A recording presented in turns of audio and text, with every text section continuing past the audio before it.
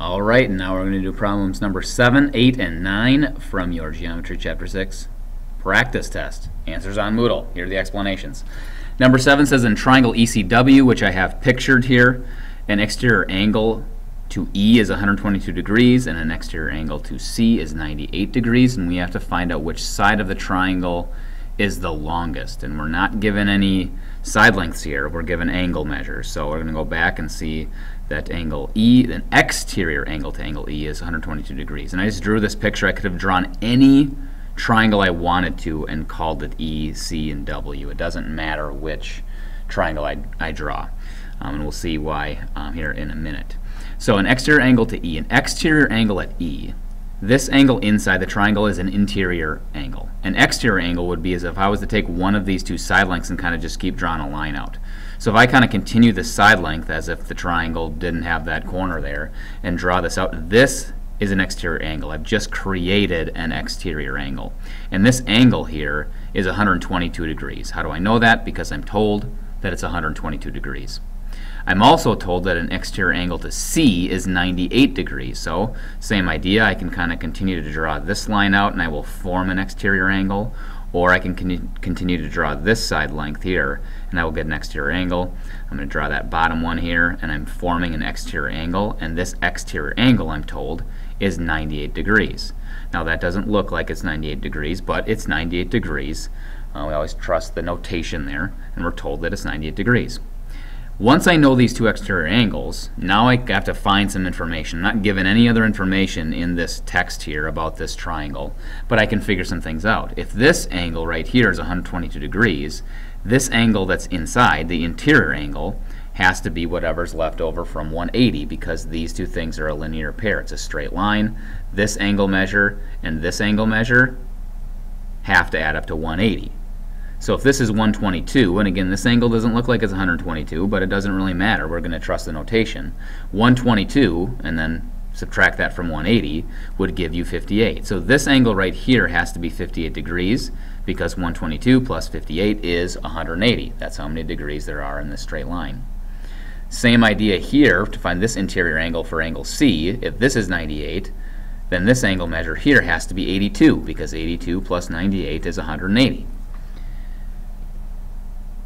Now that we have these two these two angle measures, we do not have any side lengths here, and we're not going to get any. Now that we have these two angle measures, I can find this last angle measure, because these three angle measures here should add up to 180. Why? Because there are 180 degrees in a triangle.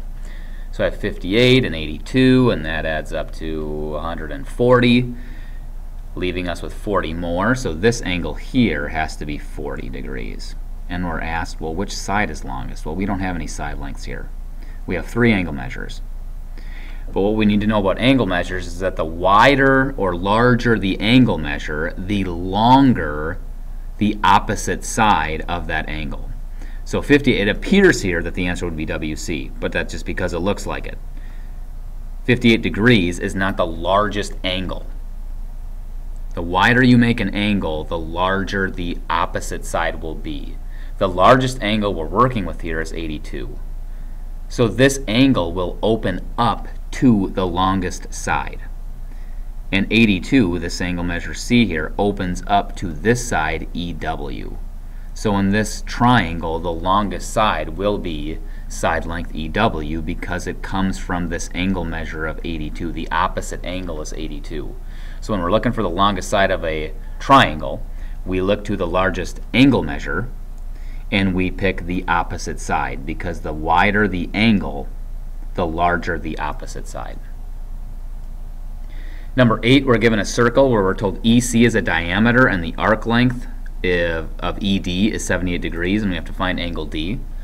So I'm given some information here. I'm given that EC is a diameter, and that cuts a circle in half because it goes right through the middle of a circle. So I'm told that this arc length right here, or I'm not told, but I know that this arc length here from E to C, this is 180, because it's half the circle. There's a 360 all the way around the circle, so this arc length here is 180.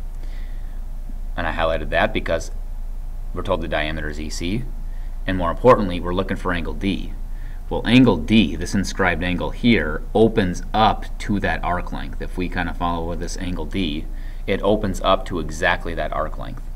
And the relationship between an inscribed angle and its intercepted arc, the arc that it opens up to, is half.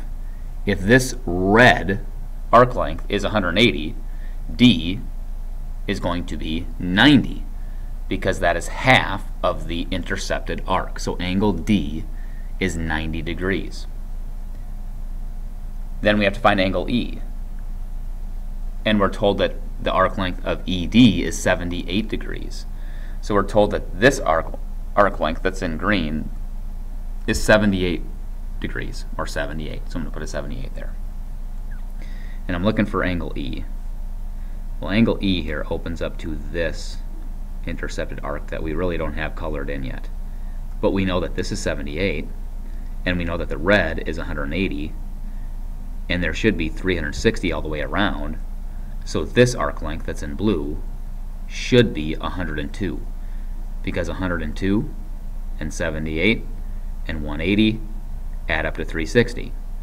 Now that we have this arc length of 102, this is the intercepted arc of angle E, because angle E opens up to that blue arc length. So angle E must be 51, because we're going to take 102 divided by 2 to get 51. And why are we dividing by 2? Because the relationship between the intercepted arc and the inscribed angle is half. So 102 divided by 2 is 51. Therefore, angle E is 51 degrees. And number 9, we have a pentagon that's inscribed in a circle, and we're asked to find angle B, and it's a regular pentagon, meaning all these angles and all these side lengths of the pentagon are the same. We're going to find angle B, so we're going to kind of ignore the fact that there's even a circle there, and we're going to use our degrees in a polygon formula, which we have the side lengths, which is 5 minus 2 times 180, because we can separate this pentagon into 3 triangles. If we drew them out here, we'd have 3 triangles, and there are 180 degrees in each triangle. So there are 540 degrees in the whole pentagon, and all the angles there. We just want to find angle B. So what we're going to do is take that 540 and divide it by 5. Why are we dividing it by 5? Because there are 5 angles in the pentagon. And we get 108. So therefore, one of the angles, angle B in this case, is 108 degrees. That's how big angle B is. And as a result, all of these others will be 108 because it's a regular pentagon. Then we have to find the arc length EDB. The arc length EDB is this red arc length right here. E to D to B, it's the red arc length. And we have to find this arc length. Well, this is the intercepted arc of angle A. Angle A opens up to that arc length there. So we need to find out how big angle A is, and once we have angle A, then we can find out how big the inscribed or the intercepted arc is, because it's the relationship of 1/2 or 2. Well, we know what angle A is. It's 108 degrees, because angle A and B and C and D and E are all the same because it's a regular pentagon. So angle A is 108 degrees, and the relationship between the inscribed angle and the intercepted arc is 2 or 1/2, depending upon which way you're going. This is a multiplication of 2. So we're going to take 108 and multiply by 2 and get 216. So therefore the arc length EDB is 216.